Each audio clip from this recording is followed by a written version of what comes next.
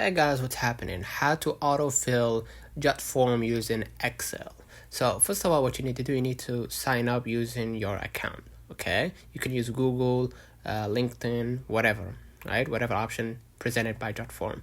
Now what you're gonna do, just go ahead and create label, right? Or just go ahead and upload your Excel spreadsheet to this form. Okay, let's say for example, I'm gonna go inside this form. Right, so I'm gonna hit edit form. I'm gonna go inside the form, right? So basically, you're gonna see this is the template right here. What you're gonna do, move forward to add elements at the top right here. You're gonna find it on the left hand, okay? And then what you're gonna do, just go ahead and click the widget right at the top, okay? And then what you're gonna do, just type or look for spreadsheet, right? And then you're gonna click right here. Or drag, the spreadsheet to a form in order to upload your spreadsheet. Right? Gonna drag it here.